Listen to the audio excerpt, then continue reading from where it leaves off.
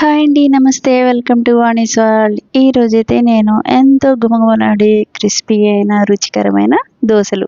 So, ఏ విధంగా చేయాలంటే ముందుగా అయితే ఒక గ్లాసు మినపప్పుకి 2 గ్లాసులు రేషన్ బియ్యం గానీ, మామూలు బియ్యం గానీ వేసుకోవచ్చు. రేషన్ బియ్యం అయితే చాలా హెల్తీ అయిన ఫుడ్ అవుతుంది. సో, ఇప్పుడైతే 5, 6 గంటల వరకు నానబెట్టుకోవాలి. సో, అవి బాగా నానబెట్టాక బాగా కడిగేసి శుభ్రంగా గ్రైండర్‌లో వేసుకోవాలి. సో, గ్రైండర్‌లో వేయగానే దోసలు మంచి రంగు రావాలంటే ఒక అర గ్లాసు అటుకుల్ని శుభ్రంగా కడిగేసి కాసేపు వాటర్‌లో నానబెట్టి అది 10 నిమిషాల్లో గ్రైండర్‌లో వెంటనే వేసేయొచ్చు. సో, దీనివల్ల మంచి టేస్టు అంతేగాక మంచి రంగు కూడా వస్తాయి దోసలు. సో, మినుముల్లో మంచి ప్రోటీన్ ఉండటమే కాకుండా కాల్షియం, ఐరన్ అధికంగా లభిస్తాయి.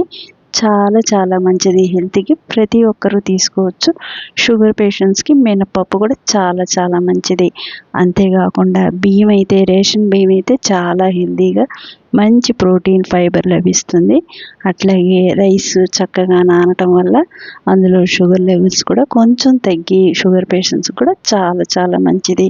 సో, ఈ బ్రేక్‌ఫాస్ట్ లాగా తీసుకోవడం వల్ల పొద్దున పూట మంచి ఎనర్జీ రావడమే కాకుండా చాలా యాక్టివ్‌గా ఉండొచ్చు. సో, తప్పకుండా దోసలనైతే ప్రతి ఒక్కరూ తీసుకోవచ్చు. చాలా చాలా రుచిగా, క్రిస్పీగా ఇలా వచ్చేస్తాయి. సో, కొంచెం మెత్తగా కావాలంటే దళసరిగా, మందంగా కూడా రొట్టెల్లాగా కూడా వేసుకోవచ్చు.